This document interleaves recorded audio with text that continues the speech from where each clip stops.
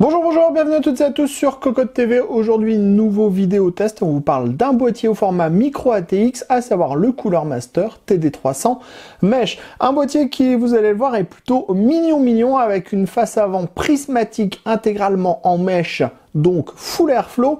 Derrière cette face avant, on trouve deux ventilateurs de 120 mm ARGB et après on a un châssis qui est tout beau, tout blanc avec quelques parties grises. Le mélange est vraiment assez sympathique. Au niveau du tarif, on est sur une base de 89,90 € pour cette version blanche. On vous propose, comme toujours, d'en faire le tour complet. Le boîtier avec la configuration à l'intérieur. On découvrira aussi le RGB et en fin de vidéo, on vous parlera température et bruit et on vous donnera notre avis sur ce dernier. C'est tout de suite, c'est maintenant, c'est sur Cocotte TV. On commence comme toujours avec le packaging. On est sur un carton couleur carton avec des marquages noirs. Sachez que les protections à l'intérieur du boîtier sont en polystyrène. Avec ce TD300 Mesh, Cooler Master nous propose une version micro ATX de son boîtier TD500 Mesh. On est donc sur des dimensions qui sont beaucoup plus petites. Sachez que ce dernier fait 433 mm de profondeur sur 210 mm de largeur et 420 mm de hauteur. Il est compatible micro ATX, mini ITX. Il propose 4 slots d'extension et au niveau du poids, on est sur 5,8 kg. Au niveau du style, ce TD300 ressemble fortement au TD500, notamment grâce à sa face avant qui est un petit peu prismatique, on va dire. Ensuite, sur le panneau de gauche, on est sur un panneau qui est plus classique et on notera le choix de Cooler Master de ne pas avoir opté pour du blanc ou du noir pour les parties en mèche et les pourtours du verre trempé, mais pour du gris. Ça nous donne un très joli mélange. Le boîtier est vraiment assez sympathique. À l'avant, on va retrouver cette face avant en plastique avec cette grande partie en mèche prismatique et le logo Cooler Master au centre. Derrière, on va trouver deux ventilateurs de base qui sont en RGB et ils sont en 120 mm. On pourra démonter la face avant simplement en tirant cette dernière comme ceci. Le mesh est composé de petits trous, il ne laissera pas trop passer la poussière normalement. Cette grille est compatible 2 fois 120 mm, théoriquement, puisqu'on peut bien mettre du 3 fois 120 mm, mais il faudra juste démonter le petit panneau pour pouvoir mettre les deux autres vis. Donc ça fonctionne en 3 fois 120 mm, mais ça ne sera pas forcément le plus pratique. Mais ça fonctionnera aussi en 2 fois 140 mm. Pour le water cooling, par contre, ça sera 240-360 mm maximum. Pour remettre le tout en place, c'est facile. On met d'abord la partie haute pour que les ports puissent rentrer dans la façade. Et ensuite, on vient normalement, hop, voilà.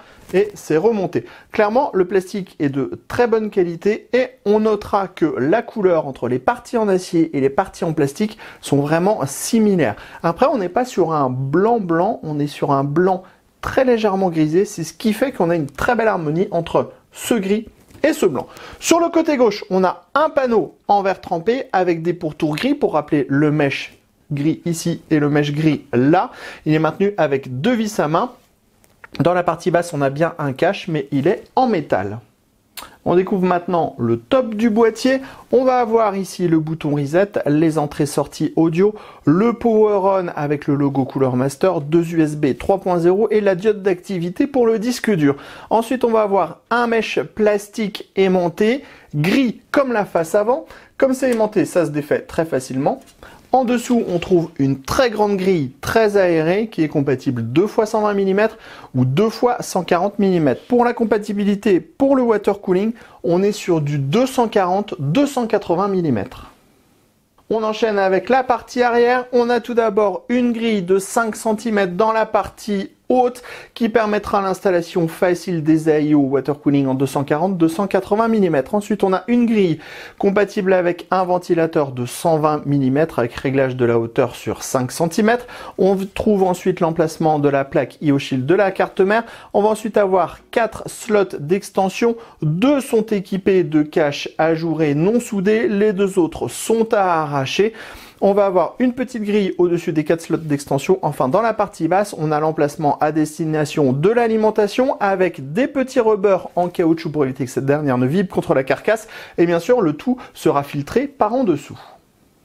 On termine ce tour extérieur avec les dessous de ce TD300 Mesh. On va retrouver les pieds en plastique donc qui sont intégrés à la face avant sur la partie supérieure avec des petits pieds ronds dans la partie inférieure. On a des gros pads en caoutchouc. Ici, on voit les points d'ancrage pour la cage HDD, ce qui veut dire que cette dernière sera démontable. Et ici, on trouve le filtre amovible à destination de l'alimentation. On découvre maintenant le châssis de ce TD300 Mesh qui est donc compatible micro ATX, ITX. Au centre, on a un large accès backplate. Dans la partie haute, on a 2 passages plus un troisième dans le coin à droite. On va avoir ici 2 passages avec des caches en caoutchouc et dans la partie basse, on a ce grand cache alimentation qui permettra de passer les câbles via 2 passages dans le fond, mais aussi il permettra d'accueillir 2 SSD et aussi un radiateur de water cooling car il est bien ouvert à l'avant. Si on tourne légèrement le boîtier, on découvre les 2 ventilateurs de 120 mm ARGB qui sont présents de base. On pourra les remplacer par 2 modèles en 140 mm et on pourra adjoindre si nécessaire un 3e ventilateur de 120 mm, mais attention, pour placer les vis, il faudra démonter le petit panneau extérieur puisque l'accès n'est pas très bon.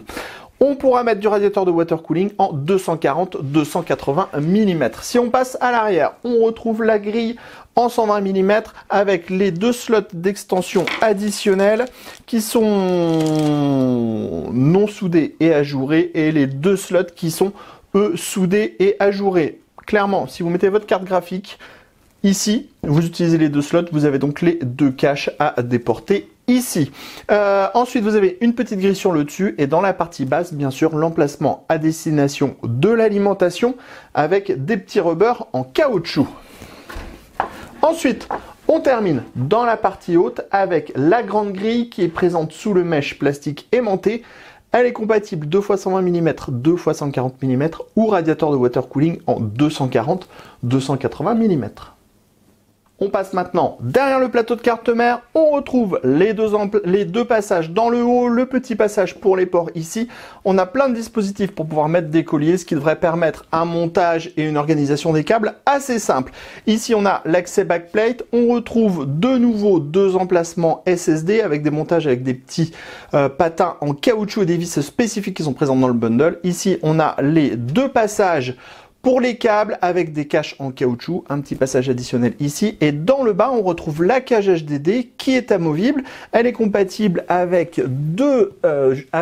3 disques durs au maximum. On peut en monter 2 avec des rails ici et là, et un 3e sur le dessus avec des vis. Bien sûr, la cage HDD est amovible. Par contre, elle n'est pas compatible 2,5 pouces. Enfin, à droite ici, on trouve l'emplacement de l'alimentation avec les patins en caoutchouc et le filtre amovible en dessous. N'oublions pas de vous parler d'une chose. Ici, au centre, c'est le dispositif qui va permettre la gestion des ventilateurs en PWM, mais aussi du RGB. On a 4 prises à droite, 4 prises à gauche, ce qui veut dire qu'on pourra adjoindre 2 ventilateurs et 2 dispositifs RGB, enfin 2 dispositifs ARGB en 3 pins. Avant de découvrir le boîtier avec la configuration montée à l'intérieur, on vous redonne toutes les spécifications et les limitations du boîtier. On est sur du ITX micro ATX avec 4 slots d'extension. À l'avant, 2 ventilateurs de 120 mm ou 2 ventilateurs de 140 mm.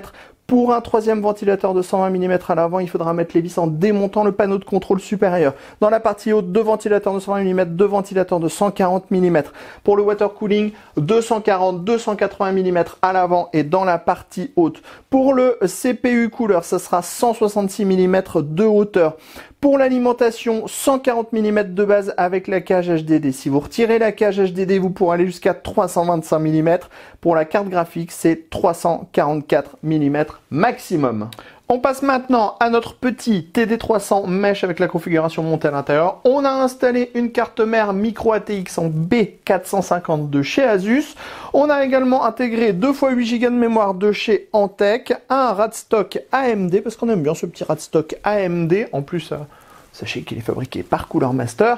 Et on a une RTX 2070. Comme vous pouvez le voir, à l'intérieur du boîtier, il reste pas mal de place. Pourtant, on est quand même sur une grosse carte custom qui est relativement grosse.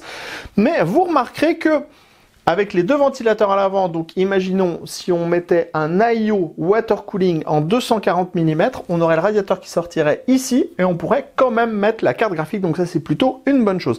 Dans la partie haute, on a 5 cm d'espace disponible. Sachez que la carte mère, elle est légèrement renfoncée à l'intérieur du boîtier, donc en plus ça donne un effet assez lisse à l'ensemble, c'est très agréable. On a les caches sur les côtés avec les câbles qui passent et qui sont bien masqués également. Et dans la partie basse, on a la carte graphique qui certes, puisqu'on est sur une carte mère qui a un slot d'écart au niveau du PCI Express 16X qui est un peu basse, mais on remarque qu'on a bien le ventilateur de 120 mm ici qui va bien souffler son air sur la carte graphique, donc cette dernière aura de l'air frais. Le montage en tout cas est extrêmement propre. Et le montage est extrêmement facile à l'intérieur du boîtier. C'est vraiment assez bien fait parce qu'on a beaucoup de place en fait pour du micro ATX. C'est ce qui permet d'avoir ce résultat qui est vraiment très propre. On vous montre tout de suite l'arrière parce qu'à l'arrière, c'est vraiment pas mal aussi. On a donc tous les passages dans la partie haute ici, sur les côtés, dans la partie basse. On a retiré la cage HDD puisqu'on s'en sert pas. On utilise le système de fixation hyper rapide du SSD de Cooler Master. C'est des tiges en acier qui rentrent dans des rondelles en caoutchouc. Ça marche très très bien, c'est très efficace.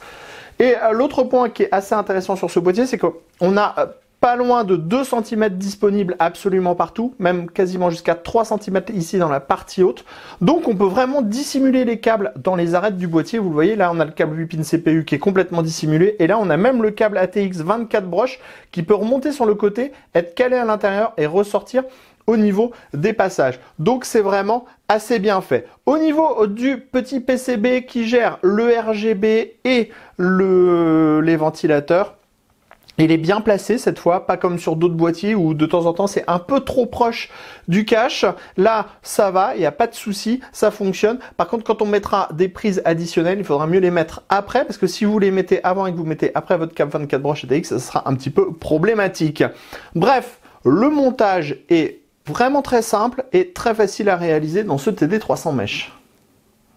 Avant de vous donner notre avis sur ce boîtier TD300 Mesh par Cooler Master, on découvre la machine allumée, on découvre surtout en fait le RGB avec les 2 ventilateurs de 120 mm qui sont présents à l'avant ici. On est sur un système ARGB, donc si vous reliez le connecteur 3 pins à votre carte mère, vous pourrez piloter le RGB via le logiciel de votre carte mère, mais vous avez aussi un petit bouton qui va permettre de profiter à plein du RGB à travers le mesh acier, puisque comme on a un mesh acier, clairement on voit très bien les ventilateurs. Et avec la forme prismatique du mesh à l'avant, ça permet d'avoir des zones un peu d'ombrage, des zones un peu plus fortes et tout. Franchement, ça donne très très bien. Ensuite, pour la gestion du RGB, on a le petit bouton ici. On clique ici, ça va permettre de faire changer les modes RGB. Alors, on en a vraiment pas mal. Certains qui scintillent vraiment beaucoup, comme celui-là. Après, on va avoir des modes qui sont plus classiques et clairement, avec toutes les facettes qu'on a sur la face avant, ça donne des effets qui sont plutôt très agréables et très jolis. On va revenir à notre mode avec toutes les couleurs. Voilà. Allez, sur ce, conclusion sur ce TD300 Mesh par Cooler Master. Maintenant que l'on sait absolument tout de ce boîtier TD300 Mesh, on vous donne notre conclusion sur ce dernier. Vous pouvez déjà le voir, on est sur un Gold Award pour ce dernier. Alors certes, on est un peu plus cher que la moyenne pour un boîtier de type micro ATX, puisqu'on est à 89,90 €, mais on va vous expliquer pourquoi on met un Gold Award à ce boîtier. Tout d'abord, les assemblages, la qualité des finitions, la peinture, tout ça est absolument superbe et très bien fait. Les blancs sont absolument les mêmes sur tout le le boîtier, que ce soit sur la face avant qui est en plastique ou sur les parties en acier. Ensuite, on a ces parties grises qui sont superbes, qui viennent bien contraster avec le blanc. Ensuite, on a une face avant intégralement en mèche, donc très orientée Airflow, avec deux ventilateurs de 120 mm derrière qui vont permettre d'avoir des très bonnes performances. Vous pouvez le voir dans le tableau qui s'affiche maintenant.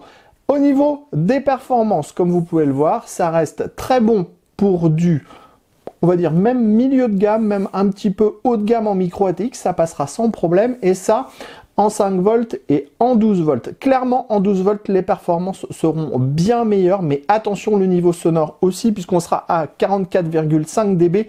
Donc, les deux ventilateurs sont très nettement audibles. On ne pourra pas supporter le bruit quotidiennement, il faudra vraiment descendre en vitesse. Alors on pourra le faire puisqu'on a une prise PWM qui permet de le faire.